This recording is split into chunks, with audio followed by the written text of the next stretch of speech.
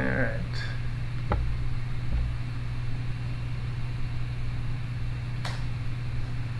Okay.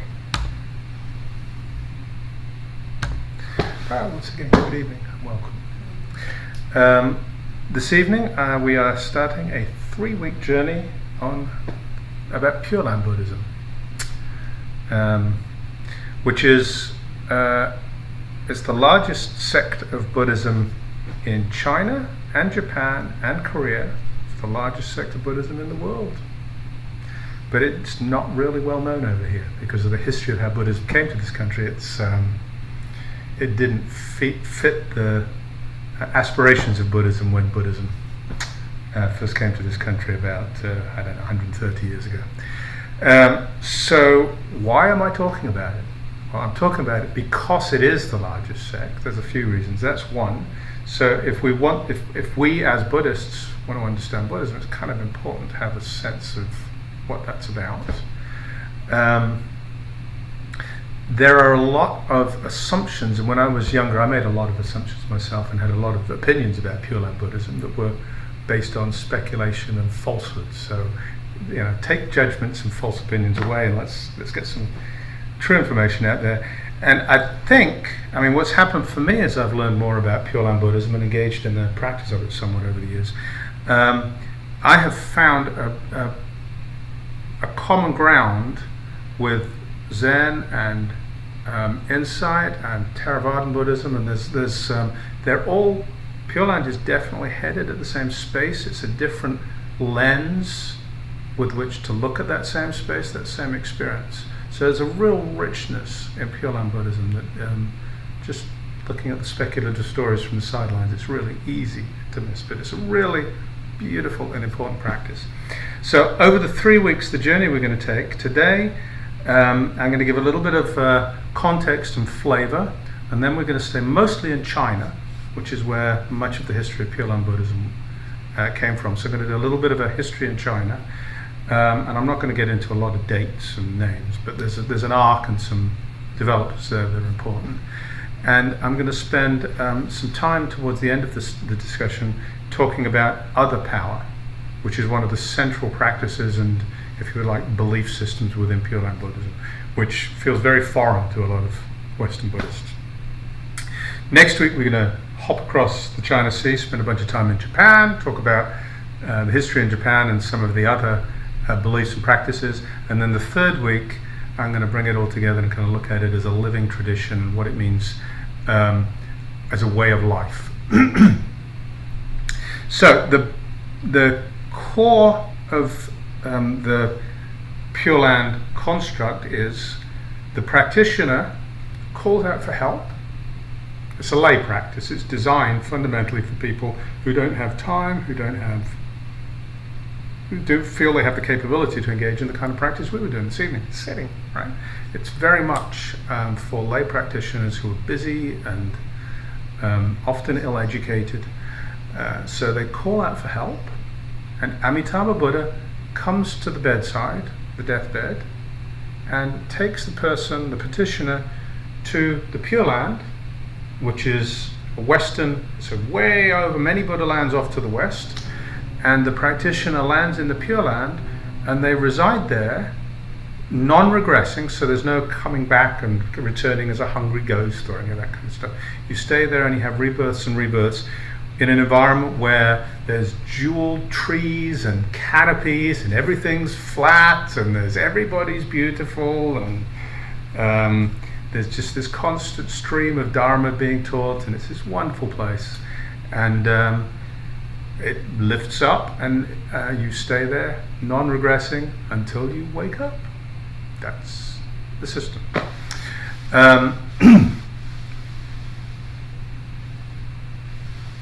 And just for grins, D.T. Suzuki, who in the first half of the 20th century was one of the leading forces for bringing Japanese Buddhism, particularly Zen Buddhism, to this country. He was an academic and a practitioner. He came out of a Pure Land family, and he, in one of his Zen writings, said more people will wake up chanting Namo Amida Buddha, which is the Pure Land chant, than will wake up sitting Zazen, which is the Zen style of meditation. And he, towards the end of his life, wrote a couple of really thoughtful, really erudite, and really dense books about Pure Land. Commentary on one of the core Pure Land texts in particular. It's a masterwork. So that there's a really serious construct under here. It's really a well thought out philosophy and so forth. So the core story on which this is based, it comes out of India. It's one of this large collection of sutras that come out of India. There's actually 3 sutras that were written in around the 1st or 2nd century of the Common Era. There is a Buddha, Lokeshvara Raja, who was presiding many kalpas, thousands, millions of years ago, at a time when there was a king who became a bodhisattva and a monk. His name was Dharmakara. Dharmakara became a disciple of Lokeshvara, Buddha Lokeshvara, and he decided that he was going to hold back on waking up himself until he could be confident he was, when he woke up, going to preside over a Pure Land where everybody was welcome and everybody was guaranteed to come. And when they came, they would be guaranteed that they would become Buddhas, and becoming Buddhas is just the end of suffering, finding this peace, finding complete, absolute, unshakable peace. So he said, I'm going to keep on coming back, which is the Bodhisattva vow, until and unless these conditions are fulfilled, and then I'll go and I'll be the Buddha in this Pure Land. So he made 48 vows, and when the 48 vows were fulfilled, that's what happens. Off he goes. So the whole tradition really, it anchors around these 3 sutras which document a whole bunch of stuff, including the 48 vows. But the 18th vow, which is Nyanpho, and we'll talk more about Nyanpho. The 18th vow is at the heart of the whole tradition. And the Nyanpho is holding Buddha in mind. Nyanpho is Buddha. Nyan is to hold in mind.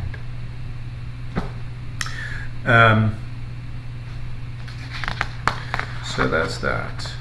It shows up in China.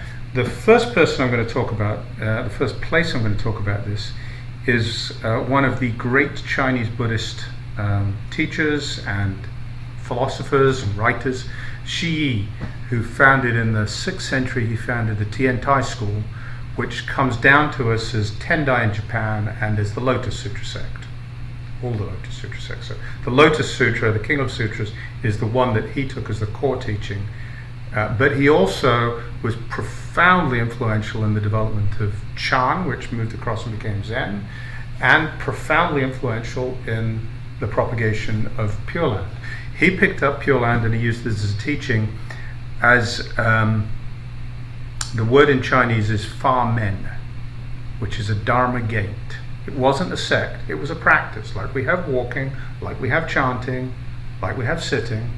Pure Land was just a practice. And he, one of the core practices that was part of his body of teaching was the 90-day constantly walking practice. So what you would do, you would take 3 months and you would be constantly walking. You'd take short retreats to go take bio breaks and have something to eat, right? But basically you would be constantly walking and you would be holding Amitabha Buddha in mind. It'd be like a visualization practice.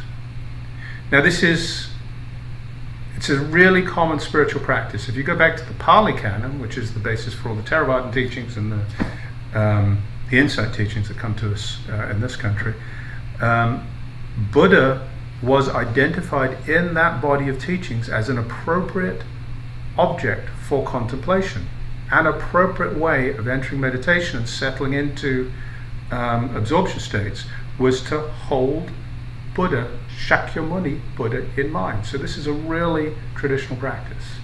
It's really traditional throughout all our world faiths, holding a divinity in mind. In all the Sanatana Dharma, the Hindu traditions, the idea of holding Ishvara or Vishnu in his many avatars, Krishna is one of them, holding these in mind is a way of surrendering. It's a way of renunciation, which of course is a core Buddhist practice. So the idea of holding Amitabha Buddha in mind is not a new idea, but it was a particular flavor of this with this 90-minute walking. So holding in mind is then the center of this practice for Shiyi. Holding in mind, that word Nyan then becomes fairly nuanced and becomes played with over the next several hundred years. So what does holding in mind mean? Well, it can mean visualizing. It can mean actually, and in the Tibetan visualization traditions, you start with a tanka on the wall. So the tanka is actually a picture of the deity or of Buddha, of that which you wish to visualize. So you've got a template. You look at it, you close your eyes and you draw it. You look at it, how well am I doing? No, missing that. So you're training yourself to visualize. So visualization is a very difficult practice, and it can be very sophisticated with very complex images. And it's, well, I won't get into a lot of what that's about.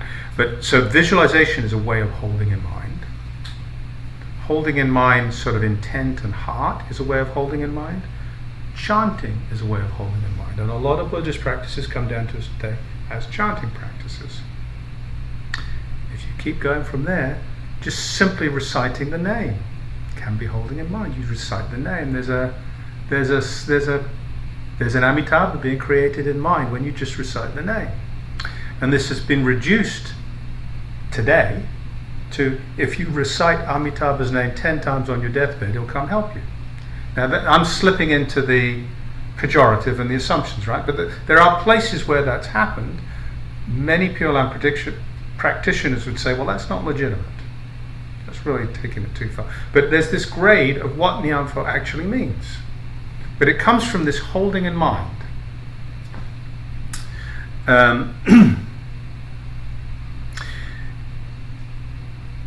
Shi and the people who followed him also looked at Chan and Pure Land as being complementary, because these were evolving together and they were both practices. They weren't separate.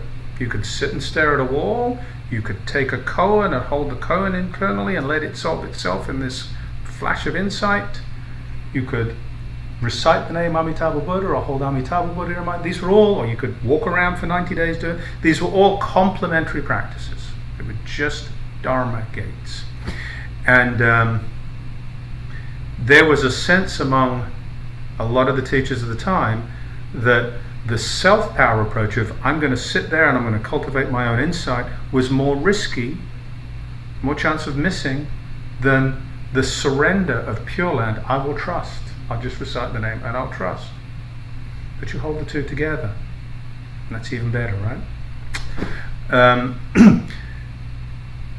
And in the Pure Land, there are levels of rebirth. It's like Dante's Inferno. There are the circles of hell, and then there are the different levels of heaven. Depending on the maturity of one's practice, we can be reborn in the Pure Land where we got like one lifetime to wake up, or we can be reborn where we got 1,000 lifetimes to wake up. So it's not saying don't practice, because if you practice, you accelerate the whole thing. But these are complementary. And they point at the same thing from different places. One of the practices, two of the practices that I'll talk about, two more, there is Nyanpho Samadhi, which is, Samadhi is a concentration. Nyanpho is holding Buddha in mind, which is literally holding Amitabha Buddha in mind and using that as the center of concentration as we settle into deep absorption states. Again, very traditional practice in a lot of places. Including Theravadan Buddhism with Shakyamuni Buddha. And then there is the Pure Land koan. So you wander around chanting. In China it would be Namo Ami Tu Ofo. So you go around chanting, I take refuge in Amida Buddha, and then you sit. And you've got the recitation going on silently. So you're doing communal vocal chanting, and then you sit in silence. And when you're sitting in silence with the chant going on, you're asking, who is chanting Namo Ami Tu Ofo? Who is chanting Namo Ami Tu Ofo? That's the koan. And it sits, it settles, and as with all koans, what you're waiting for is for the intellectual mind to stop, the heart to break open, and this intuitive connection with the ineffable. The ineffable comes through, right? So there's that koan practice as well.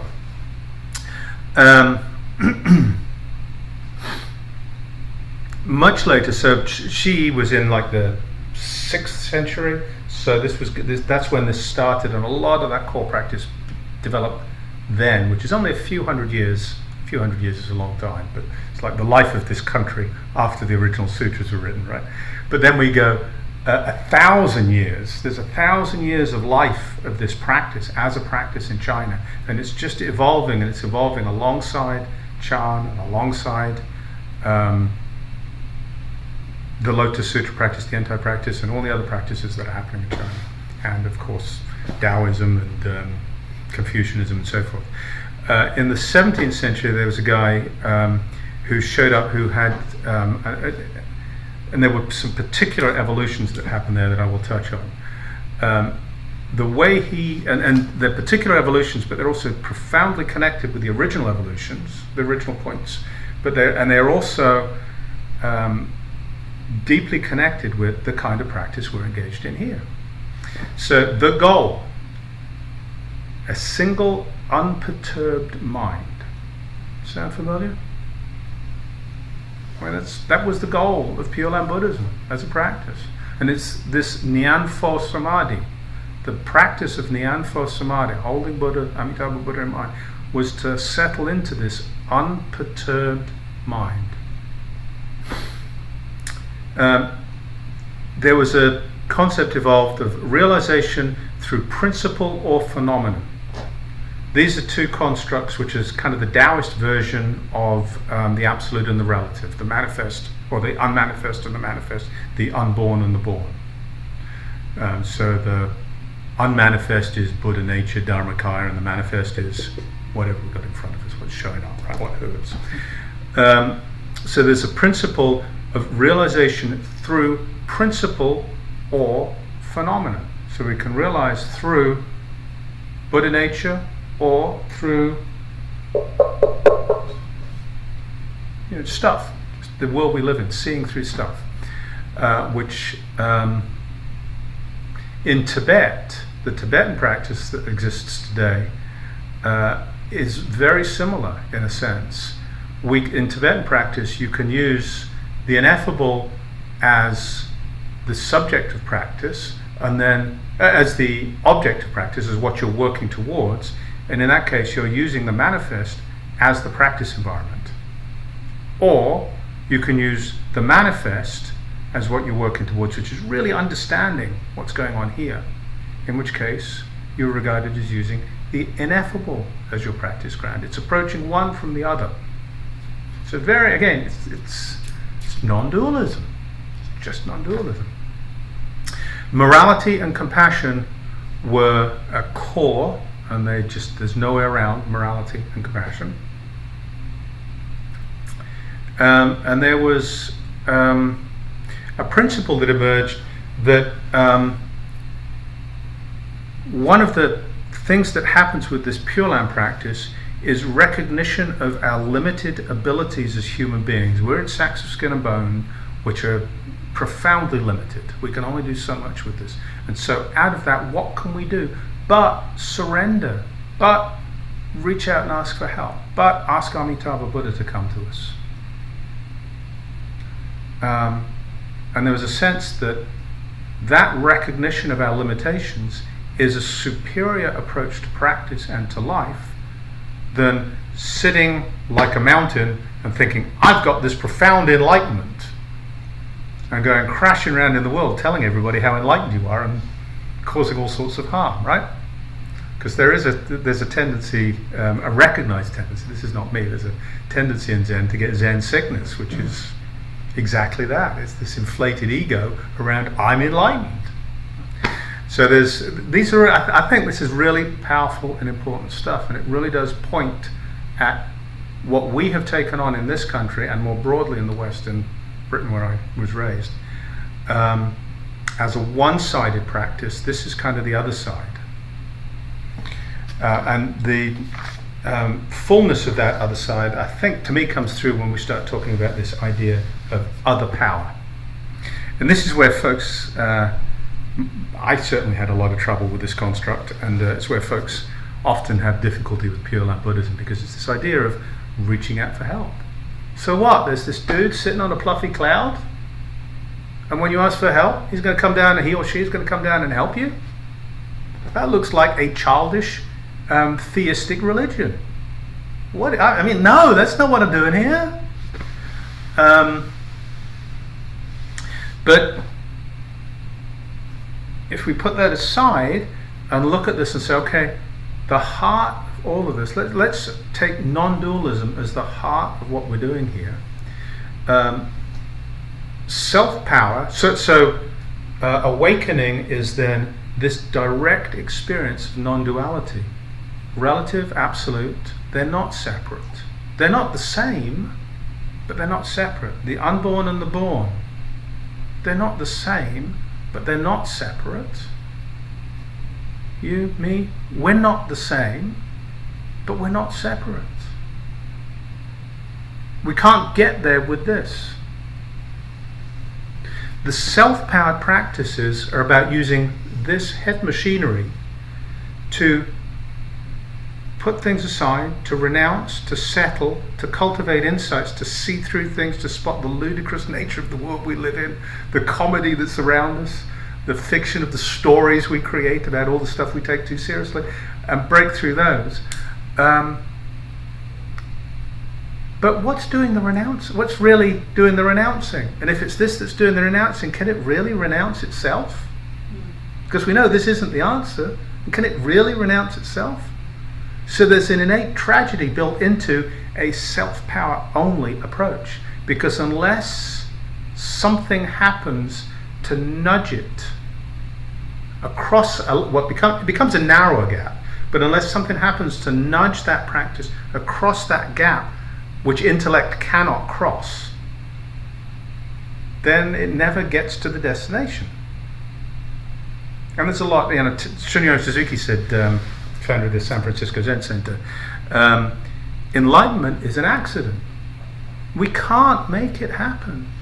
We can make ourselves accident prone, and that's what our practice here is. It's making ourselves accident prone. But that's all we can do. On the other hand, other power is reaching out to universal compassion. When we do metta practice, that's exactly what we're radiating. The Brahmaviharas, goodwill, loving kindness, in the east, west, north, south, the four cardinal directions, the four intermediate directions, up, above, below, in all directions, unobstructed, without enmity or hate. We're radiating boundless, universal loving kindness, compassion, joy, and equanimity. So the surrender into other power is simply opening up to that universal compassion, which all of us are in our practice cultivating as something we radiate, cultivating therefore as something that we're directly connecting into that way.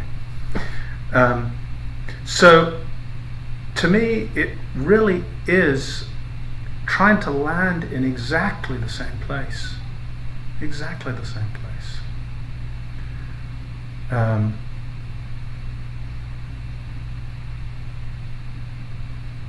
That's enough for now. We can talk about some of that, and then next week there are other elements. There's like entrustment and faith. There are other words that float around this that flesh out what I've just talked about. But that heart of other power is really, I think, the core of this.